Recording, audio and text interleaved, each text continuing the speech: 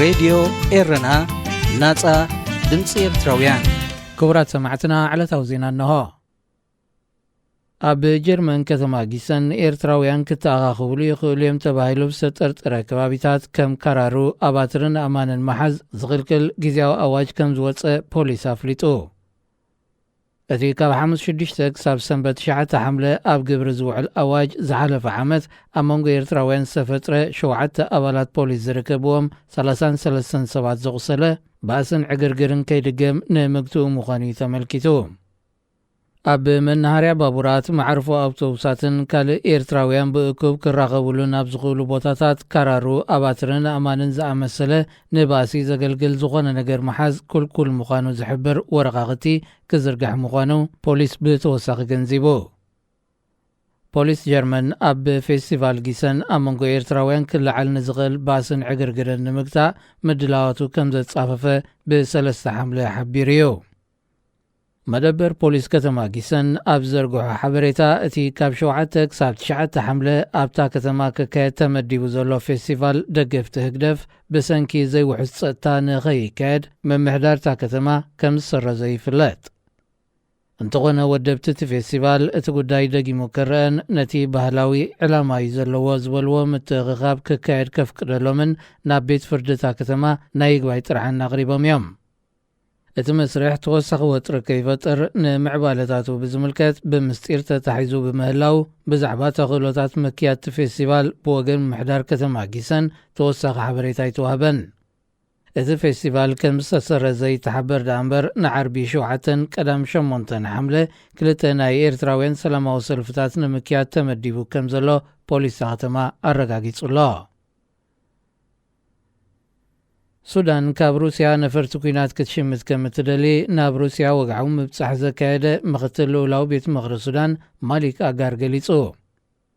ንሱ ካብ 29 ሰነ ክሳብ 4 ሐምለ ኣብ ሞስኮ ዝጸንሓሉ ምስ ሚኒስተር ጉዳያት ወፃኢ ሰርጌይ ላቭሮቭን ካልኦት ሰበስልጣንን ብምርኻብ ሩስያ ኩናት ወተሃደራውያን ሓይልታት ሱዳን ኣብ ምፍታሕ ክህልዋ ብዛዕባ ዝኽእል ኣበርክቶ ተመያይጡ። ኣብ ርእሲ እዚ ሱዳን ኣብ በረራ ጽገና ነፈርትን ካልእን ዝነጥፉ ኣባላት ሰራዊት ኣብ ሩስያ ንምስልጣን መደብ ከም ዘሎ ሪያ ኒውስ ምስ ዝተባህለት መርበብ ሓበሬታ ብዘካየዶ ቃለ መጠይቃ ተንቢዩ። ሩስያ ምስ ሱዳን ናይ ነዊሕ እዋን ወተሃደራዊ ዝምድና ከም ዝጸንሓ ዘዘኻኸረ ማሊክ ኣጋር ኣብ ቁጠባን ንግድን እውን ብዝያዳ ዝተሓጋገዛሉ መደባት ክህሉ ምዃኑ ኣስሚሩሉ። ሱዳን ካብ ሩስያ ነፈርቲ ኩናት ንምሽማት ተቋመት ዘላ ብጀነራል አልቡርሃን ዝምራሕ ሰራዊት መንግስቲ ኣንጻርቲ ኣብ ከተማ ካርቱም ኣብ ዝርከብ መንበር ኣባይትን ህንጻታትን ዓሪዱ ዘሎ ብጀነራል ሓምዳን ዳግሎ ዝምራሕ ፈጣን ሓይልታት ጽዑቕ ናይ ነፈርቲ ደብዳብ ኣብ ዝቕጽለሉ ዘሎ እዋን እዩ። ሓደ ካብ ላዕለዎት ሰበስልጣን ናይቲ ብጀነራል አልቡርሃን ዝምራሕ ወተሃደራዊ መንግስቲ ዝኾነ ማሊክ ኣጋር ናብ ሩስያ ዝበፅሕ ዘሎ ነቲ ብጀነራል ሓምዳን ዳግሎ ዝምራሕ ፈጣን ሓይሊ ክድግፍ ምጽንሑ ዝነገረሉ ዕሱብ ሰራዊት ዋግነር ምስ መንግስቲ ሩስያ ኣብ ዝተባተኸሉ እዋን እዩ። ዋግነር ብረቱ ኣንጻር ሰራዊት ሩስያ ድሕሪ ምልዓሉ ኣብ ሞስኮ ንዝርከብ ቤት ጽሕፈቱ ክዕጾ ዝኣዘዘ ፕሬዚደንት ፑቲን ዝተፈላለዩ ሃገራት ምስ ዕሱብ ጉጅለ ዝነበረን ስምምዓት በብመንገደን ክሕዝኦ ምሕባሩ ይዝከር። ንሩስያ ወተሃደራዊ ማዓስከር ሓይሊ ባሕሪ ክትህብያ ትበሃል ዝነበረት ሱዳን ብወገና ድሕሪ ምውዳቕ ስርዓት ኣልበሽር ርጉእ ማእከላዊ መንግስቲ ስኢና ኣብዚ እዋን እዚ ኣብ ኩናት 2 ተጻረርቲ ወተሃደራውያን ሓይልታት ተሸሚማ ትርከብ።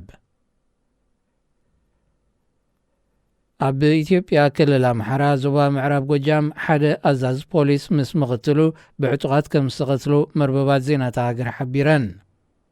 ኣዛዝ ፖሊስ ከተማ ደጀን ኢንስፔክተር ዘውዱ ታደለን ምኽትሉ ኢንስፔክተር ወርቁ ሽመልስን ብሶኒ 3 ሐምለ መንነቶም ዛጊት ብዘይተፈልጡ ዕጡቓት ከም ዝተቐንጸሉ ዘረጋገጸ ክፍሊ ጸጥታ ናይቲ ክልል ኣብ ምጽራዩ ከም ዝርከብ ገሊጹ።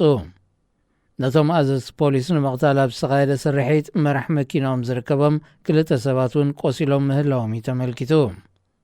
ነቲ መጥቃዕቲ ዝፈጸመ ዕጡቕ ይህደን ምህላው እቲ ክፍሊ እኳ እንተሓበረ ዕላማ ናይቲ ኣብ ልዕሊ ኣዘዝቲ ፖሊስ ዝፈጸመ ቅትለት ግና ኣይተጠቕሰን።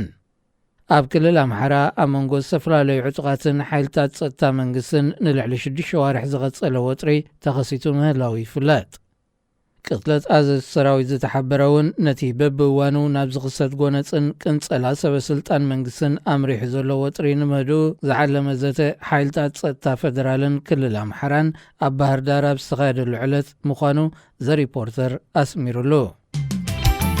ሬድዮ ኤረና ናፃ ድምፂ ኤርትራውያን